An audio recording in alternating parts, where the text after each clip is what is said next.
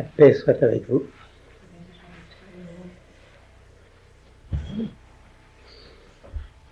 Avons-nous un sujet précis ce soir?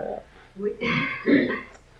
Avant de débuter la conférence, on va parler sur l'art. Même si on prend plus de temps pour nous autres, on va le faire. J'aimerais qu'on puisse parler de 2-3 petits problèmes pour moi qui sont très importants. J'aimerais d'abord parler comme en tant que guérisseur. Quand on travaille dans l'aura d'une personne, disons que moi j'aurais des parasites dans mon aura, puis je travaillerais dans l'aura d'une personne. Mon implication personnelle, là ça regarde chaque guérisseur, chaque personne. Disons que je fume des cigarettes, que je bois, que je fais des choses, n'importe quelle chose que je pourrais faire. Est-ce que je laisse dans l'aura de l'autre personne ces parasites si moi je ne travaille pas sur moi-même?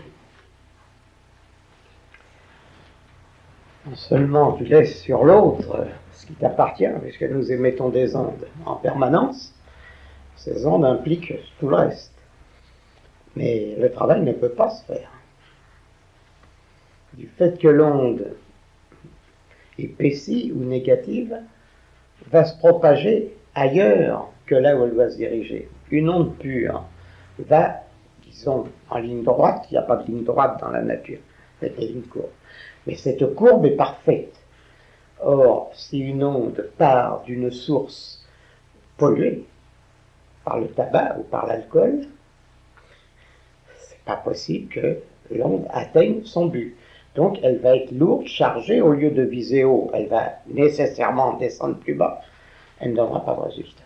C'est même pas la peine d'y penser. J'ai eu l'occasion une année, d'ailleurs c'est au Québec, c'était à Shawinigan. J'avais près de moi un Français qui arrivait du Midi et qui conseillait une vie, comment ça s'appelait son histoire, je ne sais plus, enfin une vie très naturiste, qui coulait de source, disons, très pure. Alors cet homme à table avec moi fumait en mangeant. Il avait les doigts tellement jaunes que je me demandais s'il n'avait pas une maladie, quelque chose au bout des doigts, voyant les ongles. Et quand je lui ai dit, mais en mangeant, tu absorbes forcément, non seulement la fumée, mais nous, à côté, on en prend un coup.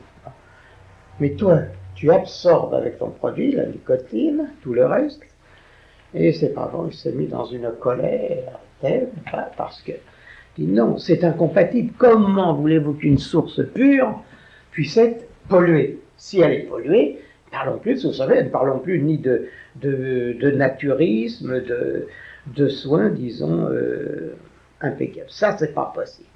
On ne fait pas une bonne cuisine avec des éléments frelatés. Ah, ça, je crois que toute cuisinière doit le savoir. Si elle met comme ingrédient des éléments culinaires détestables, pas possible que le plat soit bon. Quelqu'un va dire, une drôle d'odeur, c'est un drôle de goût, ou la proportion, si vous voulez, n'est pas normale entre les deux. C'est une question de logique pure. Ça, dans ce domaine, il n'est pas possible qu'un guérisseur, quelqu'un qui utilise ses propres ondes, disons, qui a la bénédiction, le don, pas de la chose, puisse continuer soit de fumer ou soit de boire. On n'interdit pas aux gens de boire un peu de vin, un peu de ceci, un peu de cela. Ça, non, ça fait partie, les grandes cérémonies traditionnelles dans toutes les grandes religions se font avec la bénédiction du vin. C'est donc que le vin, encore que en Kabbale, ce n'est pas le vin que nous bénissons, mais le produit de la vigne. Pas tout à fait pareil, hein. On bénit le produit de la vigne. Ce qui laisse déjà entendre qu'on ne bénit pas la bouteille. Il faut bien réfléchir à ça, c'est pas la bouteille de vin qui est bénie, sinon ils vont essayer, vous voyez, nous on est des kabbalistes par excellence, on boit et on bénit une bouteille. Non.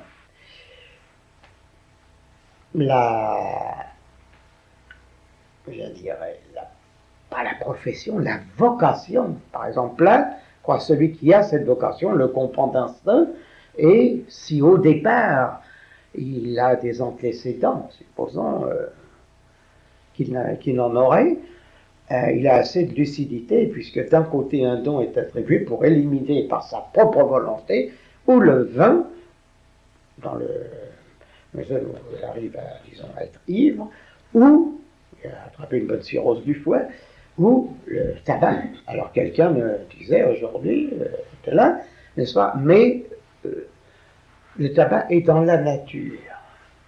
Mais tout est dans la nature, le meilleur comme le pire. On choisit ses herbes. Pour guérir les choses de la tête, on utilise ce qui pousse dans le sol. Pour guérir les pieds, on ne prend pas ce qu'on prend avec la tête, on prend le contraire, toujours pour faire l'équilibre, rétablir une harmonie cosmique. Alors ça me dit, mais puisque le tabac, la feuille de tabac est dans la nature, je ne vois pas pourquoi je ne fumerais pas. Alors, je lui ai dit, j'ai écouté, les crocodiles aussi sont dans la nature. Il y a un bassin aux crocodiles, moi je vous fous dedans, et vous allez vous débrouiller avec les crocodiles, puis c'est la nature, non? Alors, vous ne voulez pas vous jeter dans la gueule des crocodiles, mais vous ne jetez pas dans la gueule du tabac. C'est la même histoire. Non, ça c'est catégorique, c'est pas pensable. Et la personne que je connais, qui fumait en mangeant et venait enseigner aux autres comment manger, bon, ben elle est discréditée, c'est fini, elle ne peut rien faire. Alors ce sont des exploiteurs à ce moment-là. Mais les ondes ne peuvent pas être pures, ça c'est pas possible. Il faut savoir, ou alors on reste en retrait. On observe ce que font les autres, quelqu'un qui dit, oui, je crois en effet que les gens sont capables uniquement par onde bénéfique de guérir de telle et telle manière, ils ont confiance. Mais eux-mêmes ne peuvent pas le faire à leur tour. C'est pas possible. Il Menuhin peut jouer très bien du violon, mais celui à qui il donne des cours ne jouera pas bien du violon s'il ne sait pas vibrer, si le vibrato ne sort pas comme ci, s'il ne sait pas déchiffrer le solfège, et l'autre ne peut pas le faire à sa place. Hein, c'est pareil. Il y a une autre question aussi que je voudrais vous poser. Disons qu'on est tous humains, alors on a tous des caractères. Je veux dire, autant moi je peux me mettre en colère, mais par contre, quand on est conscient, qu'on fait un effort d'améliorer notre défaut pour une qualité, puis qu'on travaille dessus, sur ce plan-là, quand on est vraiment sincère avec soi-même, et puis qu'on peut arriver à faire un travail sur nous autres-mêmes, puis qu'après ça, on peut aider les autres, je pense que dans notre aura, le changement de l'énergie va se faire avec le temps. Et puis on peut, à ce moment-là, mais il faut être conscient de nous et travailler sur nous autres-mêmes, avant n'importe quoi. C'est évident, on peut résumer ça par un axiome très simple, c'est « aide-toi, le ciel t'aidera ». Bon, ça c'est très simple. Ça, et personne ne peut aider l'autre à sa place. On peut montrer le chemin, comme dit le Bouddha, mais c'est à l'autre de le parcourir. On ne peut pas parcourir le chemin à la place de l'autre. Ça, c'est évident. Ça, je pense qu'on l'a compris aussi depuis que vous êtes venu la dernière fois. Alors là, j'aimerais qu'on puisse parler de l'âme, de cette chère âme. L'âme, moi si j'en parle selon la Kabbale. Selon la Kabbale, c'est ça. Donc, on est fait à l'idée maintenant d'adhérer à notre âme au lieu de se fusionner. Alors, on a fait les changements nécessaires. Bon, je pense vous avez tous un peu une idée quand même de ce que serait l'âme. Je ne sais pas, qu'est-ce qu'est l'âme pour vous? Ça m'est très fort parce qu'il faut que ça l'enregistre. Oh mon Dieu, c'est un sujet délicat, je dois dire.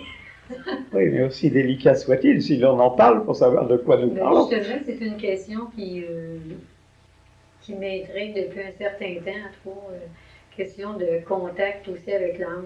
C'est quoi le rôle finalement de l'âme dans notre vie? En tout cas, c'est toutes des questions que je me pose présentement. Je pensais qu'on allait en parler un peu avec. On va en parler. Avant chaque conférence, il parle à chaque élève. C'est très important. On va en parler, parce que si moi je dis directement, voilà, il y a ça, ça, ça, on ne va pas parler le même langage. Si moi je sais à l'avance que quelqu'un a une idée de l'âme, une certaine idée, on va continuer de parler de l'âme comme si on était d'accord parce qu'on emploie le même mot. Mais qu'est-ce qu'on met derrière ce mot? Les kabbalistes sont très soucieux des mots, parce qu'on dit l'âme. Alors, je veux savoir ce que vous entendez par âme. Si vous n'entendez pas la même chose que moi, on ne se comprendra jamais, on aura tous perdu notre temps, moi le premier, vous aussi. Alors c'est pas possible, Suzanne, l'âme. Ton âme, as-tu une âme? Je pense que j'en ai une, oui. Ben, pour moi, en tout cas, c'est une espèce de grande lumière intérieure là, qui fait qu'on se développe, une espèce de grande conscience aussi. Là, Tu lis l'âme à la conscience. Oui, d'une certaine façon, oui. Et qu'est-ce que c'est que la conscience?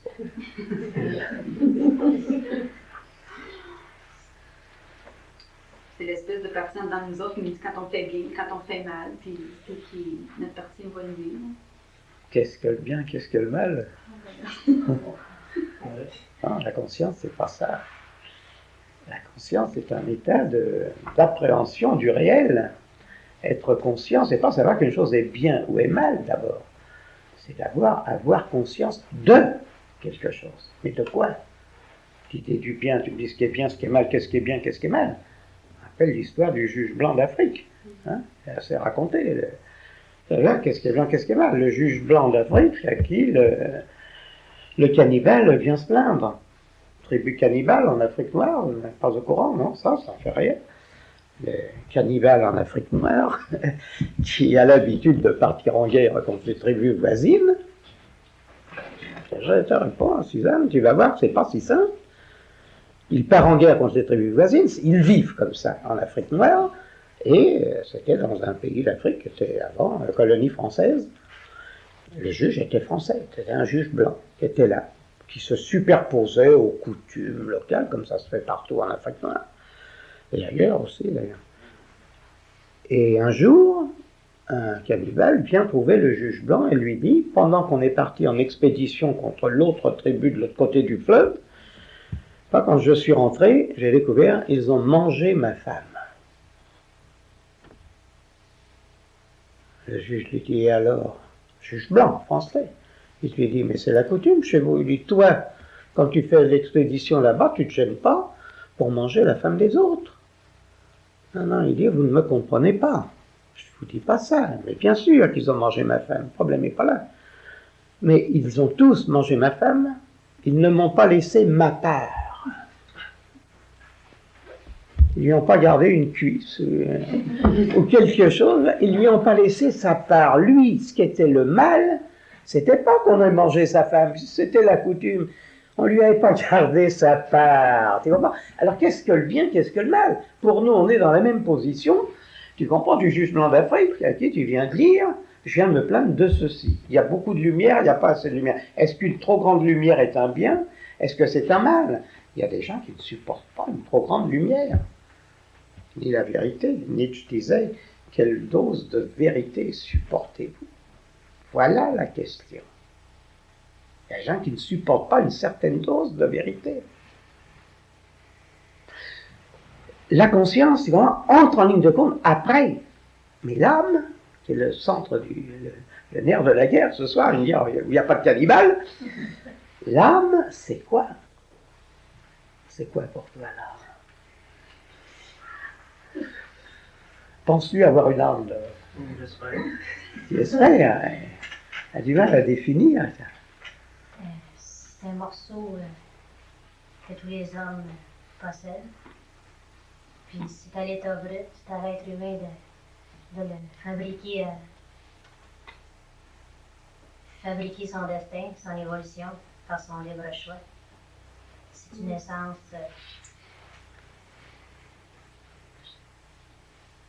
qui enveloppe le bagage que l'homme choisit.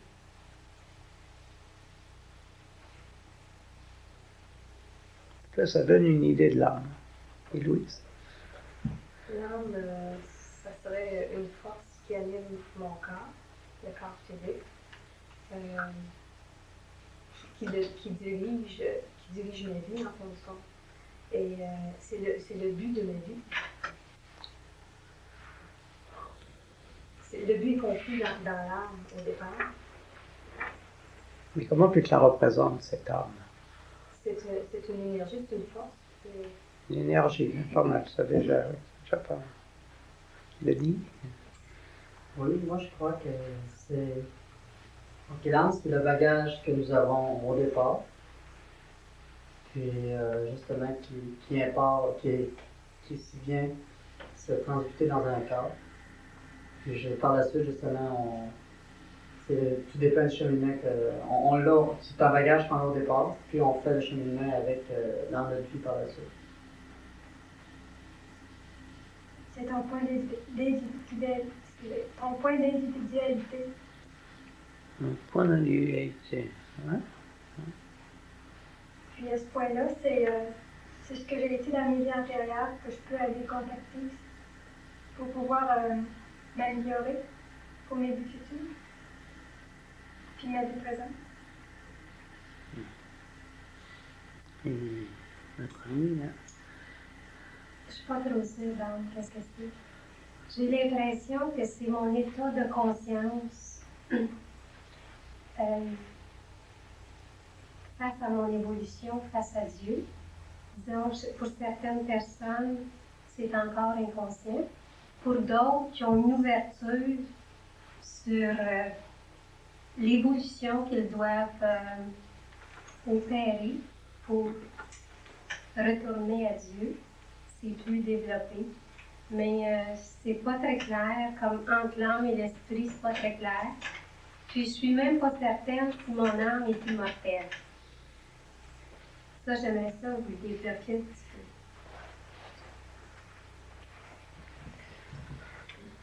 C'est ma partie, en tout cas, c'est une partie très profonde qui m'anime. En tout cas, moi, je le vois comme ça. C'est mon identité qui se parfait, d'après moi, que vit en vie. Mais qui est quoi en elle-même? Là, on a parlé d'un point Mais il y a d'individualité. quelqu'un qui a parlé d'énergie tantôt, Oui. moi je le vois comme ça. Donc un foyer d'énergie, un Oui. point d'énergie. Quelque chose qui circule en tout cas, puis qui tend vers quelque chose de plus élevé. Moi, je comparais mon âme à un ordinateur très intelligent que j'aimerais en fait comprendre ce que vraiment je dois faire avec elle. Et puis moi, c'est un ordinateur qui me donne la force pour une évolution. Moi, c'est comme ça. Moi, le mot qui me vient, c'est le chairman of the board. C'est parce que je parle beaucoup en anglais. C'est un genre de directeur. Puis sous la terre, c'est comme une école. On est ici pour apprendre. Mais la notion d'âme en elle-même, parce qu'on parle de l'âme, là, ça serait quoi pour vous?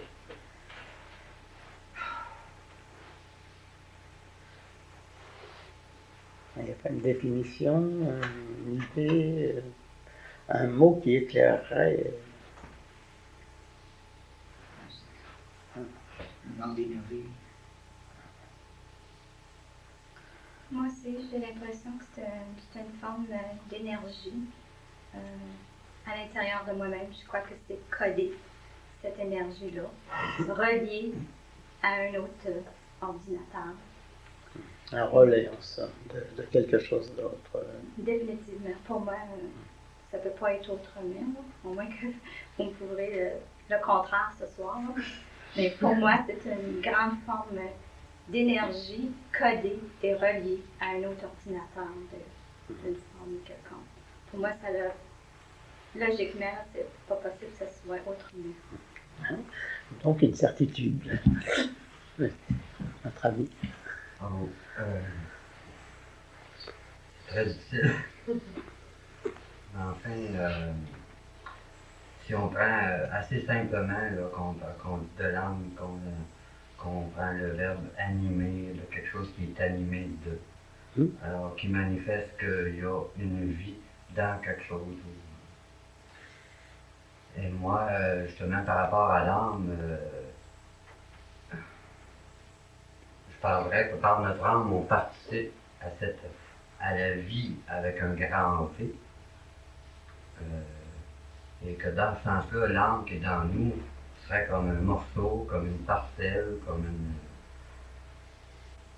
qui serait en nous, qui serait dans cette participation-là à la vie avec un grand V. Mais qui aurait quelque chose d'identifié, quelque chose de qualifié par rapport à la personne que moi je suis, par exemple.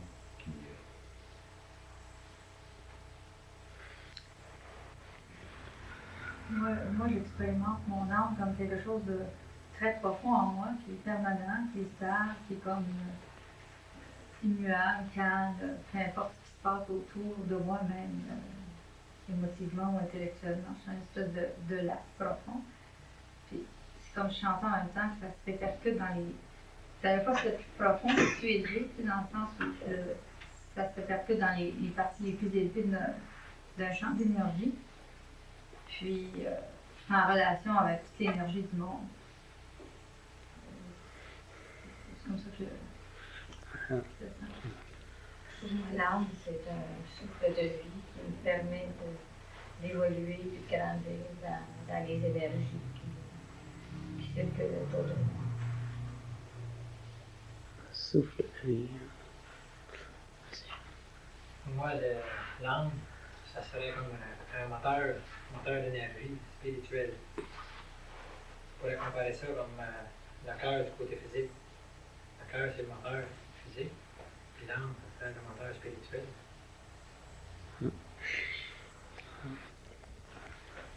Moi, je ne sais pas exactement. Je verrais ça comme une énergie très forte qui dirige ma vie actuelle, puis qui m'aide à évoluer. Je ne pourrais pas le dire davantage parce que je me pose beaucoup de questions. Je sais pas. Et pour moi, c'est l'essence de l'être humain, l'âme. Puis c'est comme un point d'énergie aussi, lumineux, qui, à travers l'évolution, à travers les vies, les unes après les autres, qui s'agrandit en tant que lumière, puis qui va rejoindre Dieu qui est lumière, puis qui est une lumière infinie. Pour moi, c'est ça. Moi, je vois l'âme comme le point d'individualité et on est relié avec ce point-là et qu'on est des parcelles divines. Et plus on avance, plus on a la chance avec les structures. Je vois ça comme un triangle où beaucoup de personnes font partie de cette même âme, puis chacun de nous, on avance. L'âme individuelle participerait d'une âme collective, en ça. Pour toi. Moi, je pense que l'âme, c'est avant tout l'individu à son état pur, c'est son point d'identité, c'est sa pureté, c'est ce qui est vrai dans lui. C'est le naturel qui y est codé et qui s'est amassé durant des vies et des vies. C'est aussi, comme pour moi, une reliante de sa personne divine. C'est un peu, disons, pour moi, là, une des lettres que, si on fait un golem, une des lettres du golem qui nous anime, si on la retire, on n'est pas là. Je pense que l'âme, c'est avant tout quelque chose qui, à laquelle on peut se relier pour aller chercher ce qui est vrai en nous et nos possibilités comme nos impossibilités, ce qu'on a à travailler. Je pense que c'est la partie la plus propre qui est à l'intérieur, qui est à l'extérieur, mais qui rejoint notre intérieur. Vous voyez que si on était parti directement à parler de l'âme, en général, les interprétations sont quand même assez diverses. L'idée que chacun se fait de l'âme humaine, qu'il s'agit de l'âme humaine.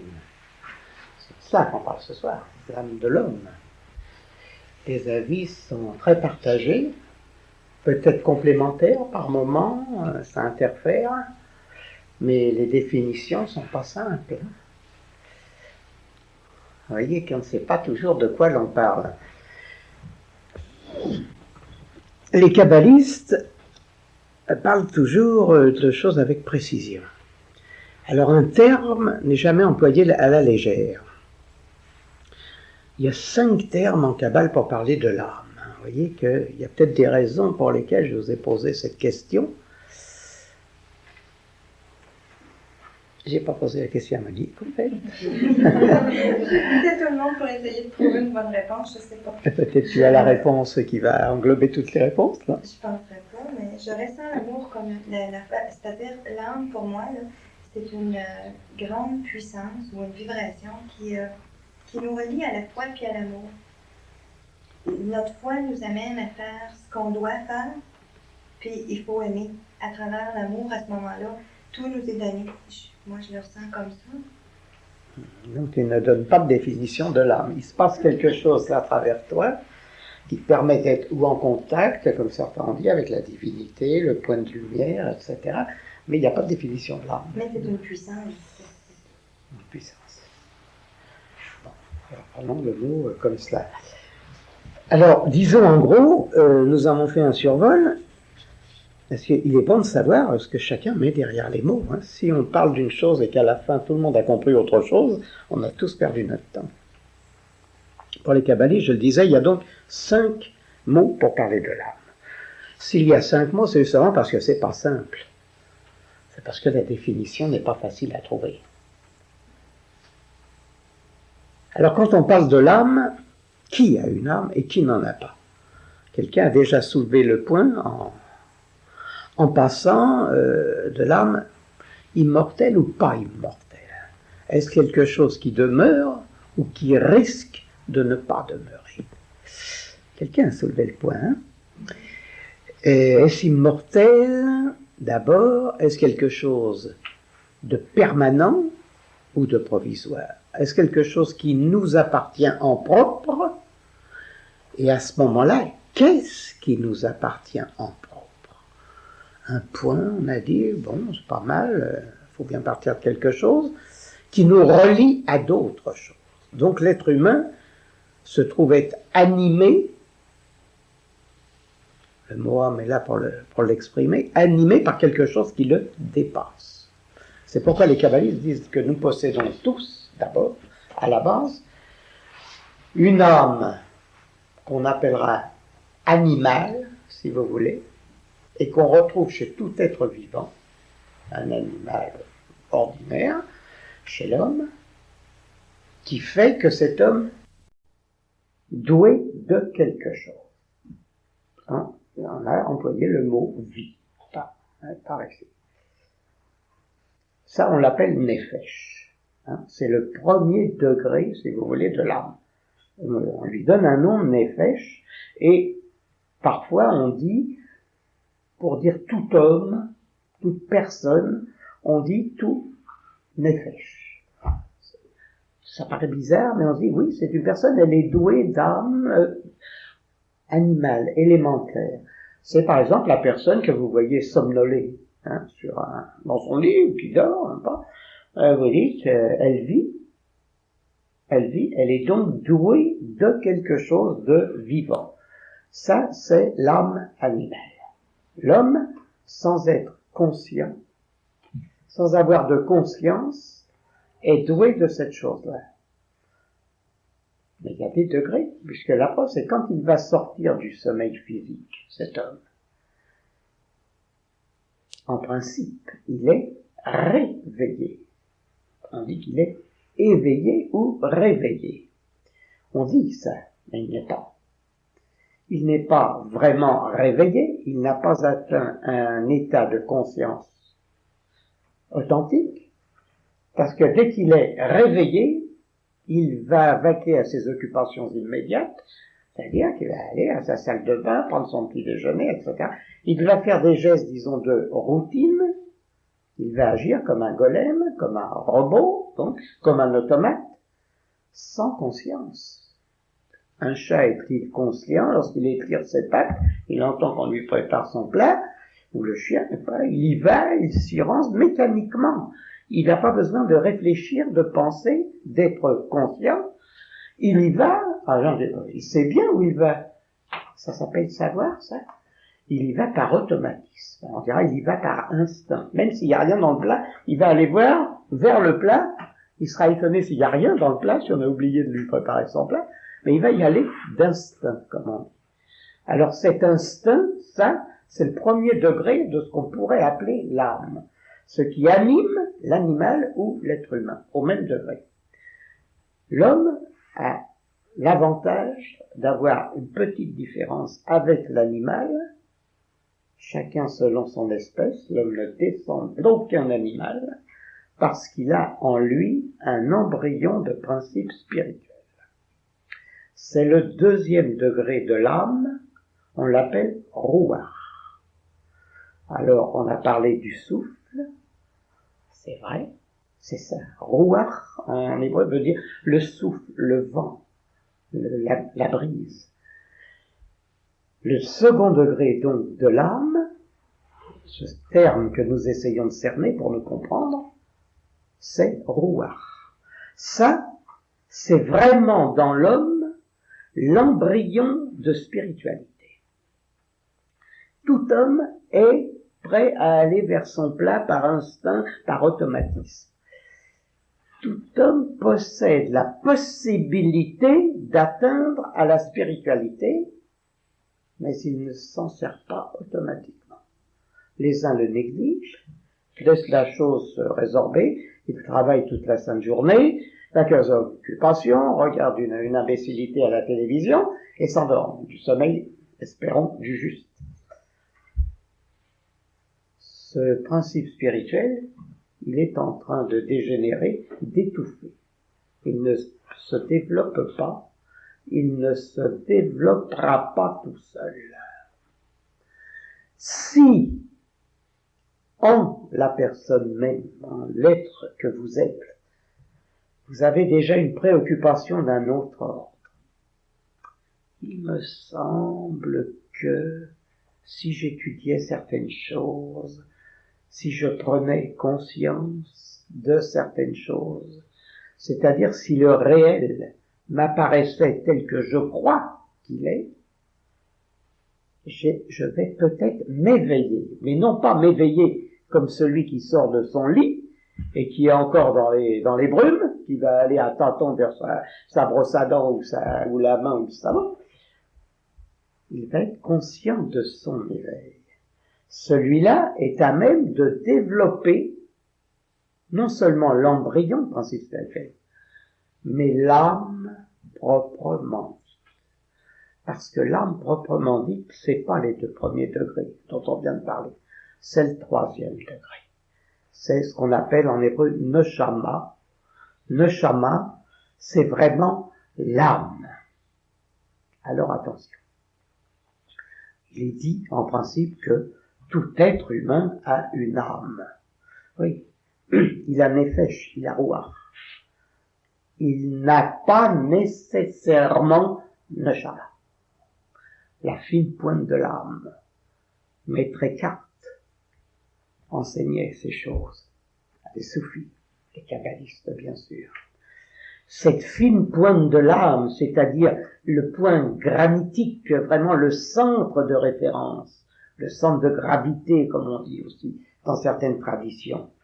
Ce centre-là, on ne peut pas dire qu'il est donné au départ. Vous allez l'acquérir ou ne pas l'acquérir. Il y a des gens qui vont acquérir un centre de gravité. Quelqu'un à qui on a parlé au début de pas fumer, de pas boire, etc., d'une manière ridicule, eh bien, la personne qui persiste en se disant « ça n'a rien à voir, je mets ça entre parenthèses », ne se rend pas compte qu'elle se ferme des espèces de lucarnes sur la clarté. C'est comme une toile d'araignée qui se tisserait. Vous avez une fenêtre qui donne sur le soleil. Vous savez que le soleil vient de ce côté-là, et une toile d'araignée est tissée sur cette fenêtre insensiblement. Jour après jour, c'est vous-même qui tissez la toile d'araignée sur votre carreau, et un jour vous dites, tiens, il fait gris aujourd'hui, il n'y a pas de soleil, il fait pas beau. Vous ouvrez la porte, il y a un soleil fantastique. Vous avez tissé sur vous-même, par vos passions, par vos préjugés, par la distance que vous avez mise avec le réel, vous avez brouillé votre vitre. Vous ne voyez plus la lumière. Et vous croyez, honnêtement, qu'il y a de la lumière quand même, et que vous voyez un jour gris. Le jour n'est pas gris. Donc l'appréhension du réel est faussée. Elle est faussée, et plus vous allez la fausser, par exemple en fumant comme des sapeurs, cette fumée, et là la fumée, alors là, dis bien ce qu'elle veut dire, va rendre opaque, tout ce qui est autour de vous, et à travers la fumée, votre âme, elle va être complètement noyée. Noyée au tel point qu'elle non seulement elle ne sera pas l'âme en elle-même, le shaman, le 3e degré, mais elle va se résorber. Et tout à l'heure on a dit, l'immortalité de l'âme, toute âme n'est pas immortelle. Toutes les religions, quelles qu'elles soient, la religion chrétienne, n'importe, bouddhiste, il faut franchir ce qu'on appelle souvent le fleuve de feu. Si vous ne le franchissez pas, c'est fichu. Alors il y a quelques espoirs, quelquefois on dit il y a possibilité de réincarnation. Oh oui, pas pour tout le monde. Ce n'est pas automatique. Il peut y avoir mort physique et mort définitive. Qu'est-ce qui meurt à la mort du corps physique? La dépouille, la chair, les os, les humeurs, tout cela se dissout. Alors ça repart dans le cosmos. L'air que nous respirons aujourd'hui ici est peut-être imprégné du souffle de Jules César ou d'un vieil empereur mort on ne sait quand, ou d'un simple Pékin. On respire peut-être ça, mais ça, c'est rien. Ça, ce sont les éléments les plus bas, les vibrations les plus lentes, les plus lourdes. On est comme c'est de la pierre, une pierre qui flotte, une pierre ponce, si vous voulez. Mais l'âme elle-même, comment va-t-on l'identifier? Ce qu'on essaye de faire là, ce soir. On essaye d'identifier cette âme. Qu'est-ce que c'est que ce point qu'on peut sauver et immortaliser? Car on peut l'immortaliser comme on peut le laisser perdre. Alors, ce qu'on appelle la tentative d'immortalisation, si j'ose dire, de l'âme, eh bien, ça sera quoi? Ça sera l'initiation. L'initiation à la spiritualité. La spiritualité, c'est pas un mot. Il y a des gens qui se contentent de dire « Oh, mais moi, je suis spiritualiste, moi ceci, moi quoi? Moi qui? Qui est moi dans l'individu? Ce moi qui parle à travers vous, c'est votre pire ennemi. C'est vous-même qui êtes votre pire ennemi. C'est pas le voisin, c'est pas moi, c'est pas l'autre qui tient un autre langage, c'est vous-même. Votre âme à vous. Mais c'est vous qui l'avez en charge. Si vous ne la soignez pas, qui va s'en occuper? Qui va en prendre soin? Alors, cette partie que vous soupçonnez dans toutes les définitions que vous essayez de donner, n'est pas tout à fait des définitions, entre nous soit dit, mais enfin, cette espèce d'approche que vous avez de ce que peut être l'âme, vous sentez bien qu'il y a en vous quelque chose de profond, qu'il y a ce que les Grecs appelaient ethos, c'est-à-dire la nature profonde de l'homme, ce que les Hébreux appellent la ichiyut, c'est-à-dire la personnalité de feu. Vous êtes de feu. L'âme est de feu. Lisez la petite cabale du feu, il y a quelques pages seulement, vous verrez. L'âme est de feu, vous êtes du feu avant d'être le reste, et heureusement, parce que si nous n'étions pas de feu divin, on a beaucoup parlé de relier l'âme à Dieu, au divin, etc., à la lumière pure, au point originel de l'humanité. C'est très juste ce que vous dites là. Pour vous relier à cela, il faut déjà qu'en vous deveniez lumière. Il n'y a que la lumière qui puisse supporter la lumière. La lumière divine n'est pas supportable à tout le monde. Un enseignement de Kabbale au passage. Vous savez bien que ce monde dans lequel nous vivons, le cosmos, les cosmos, qui sont emboîtés les uns dans les autres, avec les galaxies, avec la biosphère, l'humanité, tout ce que vous voulez, ces mondes n'existent que parce que la lumière divine a été atténuée, dit la Kabbale, au 7e. C'est-à-dire que ce que nous supportons comme lumière physique, cosmique, n'est pas la lumière divine originelle. La lumière divine originelle est insupportable par sa clarté, sa violence, sa brillance.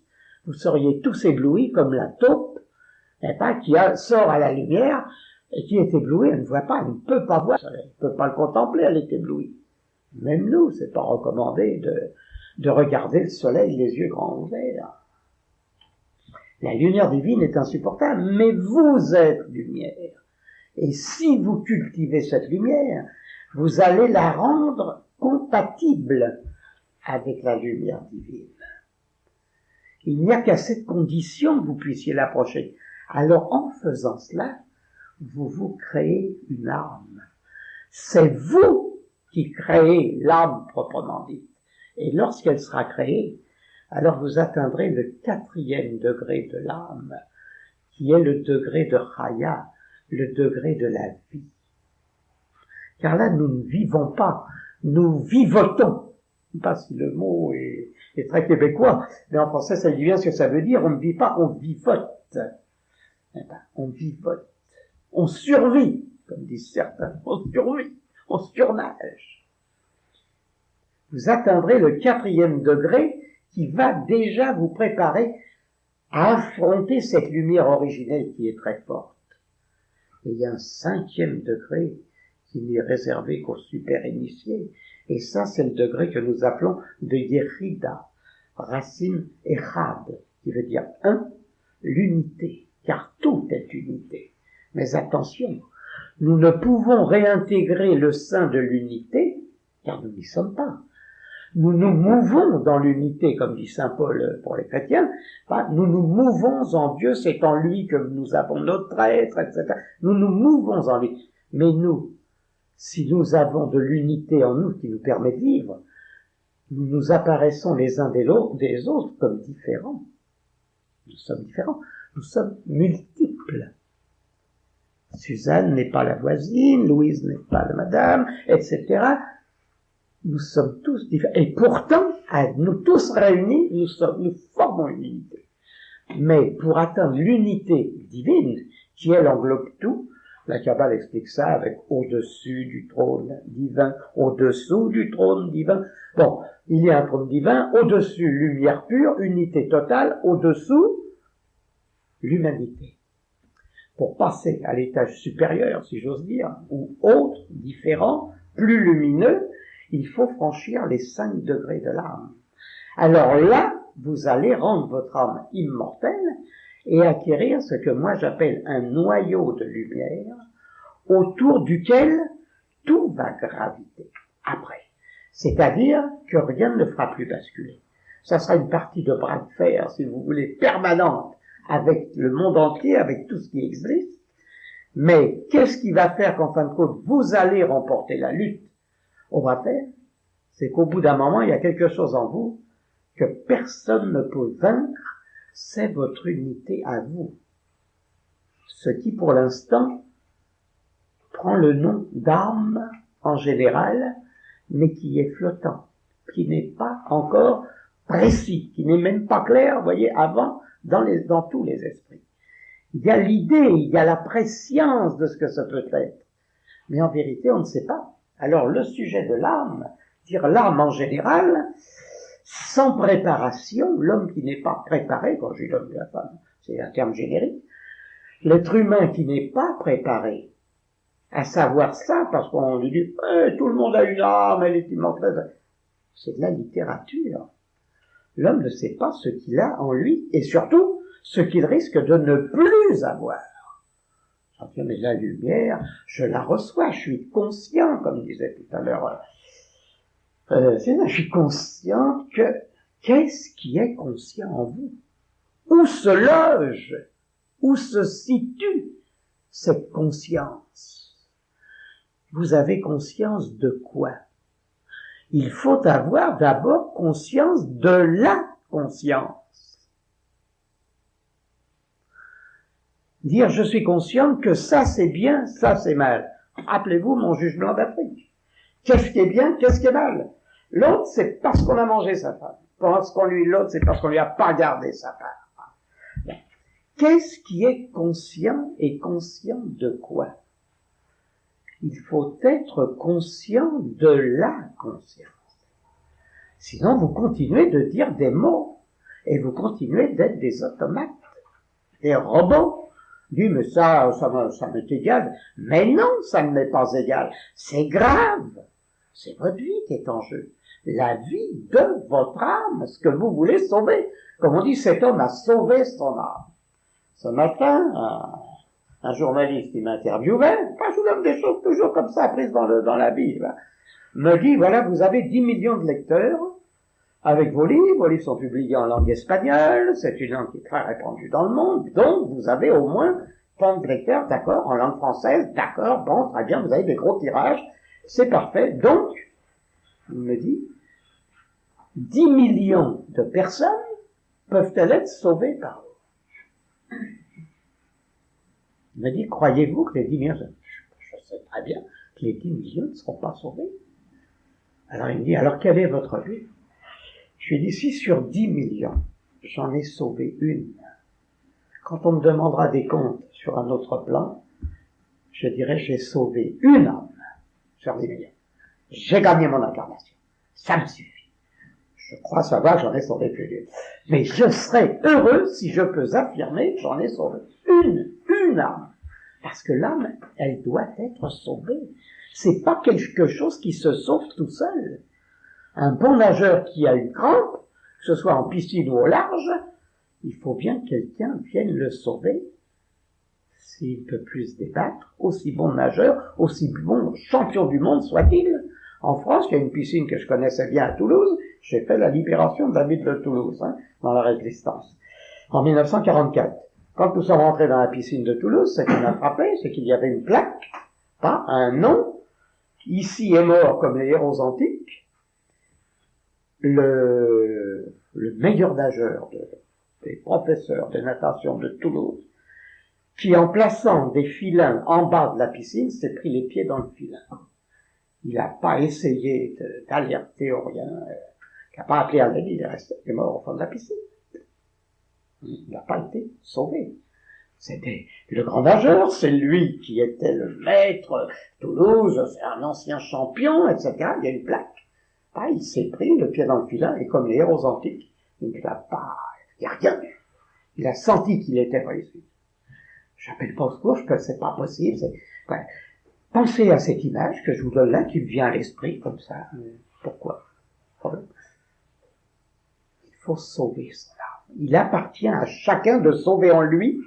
Alors nous allons dire, ce degré de ce qui est donné en vous qui fait que vous êtes vous et pas l'autre, chacun qui repart après chez soi, va repartir avec son univers intérieur, ses ouvertures sur le monde, mais chacun doit se sauver par lui-même. Alors il y a des instructeurs sur la terre qui passent, qui lancent un petit mot par-ci, un petit mot par-là, pour alerter. Mais attention, ils ne passent pas toujours deux fois. Je crois qu'il y a un qui s'appelle Le Facteur, sonne toujours deux fois, je vois un film, ou je sais pas quoi, un film que j'ai vu une fois. Mais l'instructeur ne sonne pas toujours deux fois. La chance envoyée par la divinité passe à un moment donné. Moi, je connais des gens qui sont venus à mes conférences, j'en donne dans le monde, ça depuis des années. Et un jour, un personnage vient vers moi et me dit, monsieur, maintenant je vais me mettre à l'étude de vos choses. Il me dit, je vous ai entendu il y a 20 ans. 20 ans. C'est beaucoup, 20 ans dans une vie d'homme. Il me dit, je suis venu il y a 20 ans. C'est vrai que vous m'avez illuminé ce jour-là. J'ai dit, je verrai. Et puis je laissais ça de côté. Il m'a dit, maintenant, ça y est, je m'y mets. J'ai 20 ans de retard. J'ai 20 ans à rattraper. Et on ne rattrape pas 20 ans en 20 minutes. C'est pas vrai. Alors, si l'instructeur passe, si vous avez la chance d'être dans les mains de quelqu'un qui vous donne un petit élément de lumière, une petite flamme, une petite bougie, n'importe quoi, laissez pas s'éteindre la bougie. Cultivez-la, la bougie, et si vous voyez que la bougie va s'éteindre, allumez-la une autre bougie. Mais toujours sans préjugés si vous voulez sauver la flamme. Commencez pas à vous dire, moi je veux utiliser des allumettes de telle marque, puis il y a des allumettes grades, si j'ai vu, des allumettes grades. Oui. Alors, n'utilisez pas les allumettes grades. Moi je vous dirais, regardez pas la marque, regardez si l'allumette vous permet d'allumer la bougie. Ça, c'est important, que la lumière naisse au moins ou soit entretenue. Il faut la préserver. L'âme, si vous voulez, en vous, pensez à l'idée du bougeoir, pas vous êtes le bougeoir, et l'âme serait, si vous voulez, la flamme de la chandelle. Or, la flamme, elle est composée de quoi? Regardez comme l'hébreu est très fort là-dessus. Le mot or, qui veut dire lumière en hébreu, se dit aussi our, c'est le même mot. C'est simplement phonétiquement on change. Pour ceux qui ont suivi les séminaires de Kabbalah, vous êtes au courant maintenant. Or ou our, c'est le même mot. Pourquoi? Parce que la lumière, c'est aussi le feu. La lumière éclaire, mais elle chauffe. Et regardez bien une flamme, elle est bien faite de 3 parties, votre flamme. Observez-la, il y a la partie plus lumineuse, la partie plus chaude, etc. Regardez, toujours 3. Comme vous êtes terre-mère. Vous avez 3 âmes, d'après ce que je viens de dire ce soir. Hein. Vous avez aussi 3 corps. Minimum, quand même 5. Enfin, on parle de 3 âmes. De ça, on a aussi parlé de 5 âmes. 3 corps. Alors, ce corps, vous allez sauver, mais c'est pas le corps physique. Le corps physique, bon, vous le gardez sain, propre, vous ne le polluez pas avec du tabac, de l'alcool, etc. C'est très bien. Mais l'autre qui va subsister, le corps énergétique, le 3e, ou le corps éthérique, ou le corps astral, donnez le nom que vous voulez, ça n'a pas d'importance, c'est comme les allumettes, crades ou pas, les allumettes. Ce corps que vous allez sauver, c'est là que votre noyau de lumière peut être préservé, c'est là qu'il réside. Si mes mains produisent des ondes qui guérissent, c'est vrai, mais ces ondes, elles viennent d'où? De mes mains elles-mêmes, de mes ongles, de la peau? Mais non, elles viennent de plus loin. Elles viennent de l'intérieur. Si je cultive pas mon intérieur, comment voulez-vous que ma main guérisse? Si elle guérit à mon insu, elle va guérir 5 minutes, mais pas un quart d'heure. Il faut guérir un quart d'heure. Donc vous êtes cette espèce de bougeoir, si vous voulez, dans lequel on place la chandelle. Il faut l'allumer, la préserver et la sauver. Voilà comment, à la rigueur, vous pouvez cerner l'idée de l'âme et savoir que cette âme, elle est à conquérir, d'abord à préserver, ensuite à conquérir et dire un jour, pouvoir dire sans prétention, moi j'ai une âme. Moi j'ai une âme, pas dire j'ai une belle âme, attention, moi j'ai une belle âme, pas de laissez les autres dire que vous avez une belle âme, ne dites pas vous-même, en êtes-vous bien sûr. Alors dites j'ai une âme, c'est déjà pas mal. Si vous avez une âme, il y a des chances qu'elle soit belle. Parce que si elle n'est pas belle, ça n'existe pas. Le journaliste qui m'interrogeait ce matin à la presse là, de Montréal me disait, est-ce qu'un kabbaliste peut émettre faire le mal, peut faire le mal. Je dirais émettre de mauvaises ondes, non, mais il n'a pas fait ça. Mais est-ce qu'un kabbaliste peut faire le mal? Il ne peut pas, il ne serait pas kabbaliste. S'il faisait le mal, c'est qu'il n'aurait pas compris le sens de la kabbale. Le seul fait d'émettre une pensée mauvaise, il sait qu'elle va se retourner contre celui qui l'émet. Toute personne qui émet une pensée douteuse à l'égard de son prochain, ou mauvaise, qui est pire, ne sait pas qu'elle se fait tort à elle-même, que la boucle va être bouclée, c'est l'effet boomerang. Le juste retour des choses, dit parfois le vulgaire, n'est-ce pas? C'est le choc en retour. La pensée mauvaise revient toujours au point de départ. Et il n'y a pas que les kabbalistes qui le disent, je vous cite Hésiode, qui était un chantre grec, un vieux philosophe grec, qui a écrit un livre qui s'appelle Les Travaux et les Jours. Ce vieil Hésiode disait, la pensée mauvaise se retourne toujours contre celui qui l'émet. Vous émettez une pensée mauvaise, rassurez-vous, oui, vous allez secouer 3 minutes, 3 jours, si l'homme n'est pas en état de résister à cette pensée, il n'est pas armé, disons, 3 semaines. Alors, quand ça va revenir, faites-moi confiance. L'autre, c'est plus, après, il a oublié depuis. La pensée est remise, c'est pas pourquoi. Il lui arrive un malheur dans sa vie, il n'a pas compris. Il s'est pas rendu compte. Voilà, c'est ça. La pensée mauvaise se retourne donc à avoir toujours des idées saines. Et c'est comme ça que vous allez fabriquer une âme, la sauver. Et je disais à l'autre, comment voulez-vous, n'est-ce pas, fasse le mal, puisse le faire avec des éléments de puissance. Il ne s'en sert pas pour dominer les autres. Il s'en sert pour les éclairer. Ou alors il n'est pas kabbaliste. Voilà le survol du problème de l'âme, comme on peut le poser en termes généraux.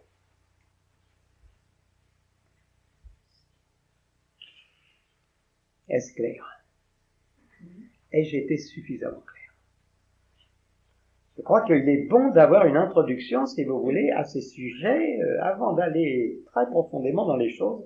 Toujours mettre le bout des orteils au bord du bassin ou du fleuve, ou ce que vous voulez, parce que c'est plus sûr. Là, je crois que nous savons déjà mieux ce soir de quoi nous pouvons parler si nous parlons de l'âme. Hein, Suzanne, qu'est-ce que t'en penses? C'est plus clair? Un peu plus de temps. Un peu plus qu'en arrivant. Alors, c'est déjà Poser une question. Oui, oui. Pour reprendre ce que vous venez de dire à la fin, là, sans être kabbaliste, une personne qui pense avoir compris un point pour s'élever davantage sur la lumière. Pour savoir si elle a vraiment compris un point, juste à ce moment-là, elle ne retournera jamais dans les faits. Bien sûr. C'est la preuve qu'on a vraiment compris. Si on retourne, c'est qu'on n'avait pas. C'est qu'on n'a pas compris. C'est qu'on n'en a pas vu, disons, ou l'importance, ou qu'on n'a pas saisi ce que pouvait être la lumière et quel serait le chemin possible vers la lumière. On a théorisé, mais on n'a pas ressenti, on n'a pas vu. C'est ça, c'est ça. On a écrit sur une page de cahier, aujourd'hui je prends la résolution de ne plus faire que de bonnes choses. On ferme le cahier, et la première chose qu'on fait, on dit du mal du voisin qui vient de passer. Mais on le ressent vraiment quand on retourne en arrière. Quand on fait une compréhension. Bien sûr. Mais on sait toujours qu'on ait étudié une science ou une autre, qu'on ait suivi une voie ou une autre, peu importe la voie. Je ne vous indique pas une voie, moi, ici. Je ne viens pas vous dire, faites plutôt ci que ça, faites ce que vous voulez. Ce qui est important, c'est que chacun sait très bien s'il fait bien ou mal, pour reprendre son expression, même s'il n'a pas mangé son voisin, qui n'est pas cannibale. Chacun sait très bien. Pourquoi? Parce que chacun d'entre vous est vérité. La vérité est en vous. Vous savez très bien ce qui est vérité. Si vous ne voulez pas suivre une voie de vérité, ça ne veut pas dire que vous ne sachiez pas ce qu'est la vérité. Tu sais ce qu'est la vérité. Tu dis, oui, c'est bien sûr, mais oulala, ça me fait peur, ou j'ose pas, ou tant pis si je rate mon incarnation. Je veux pas aller jusque-là. C'est la personne elle-même qui décide. Mais la personne elle-même est vérité. Nous sommes tous vérité.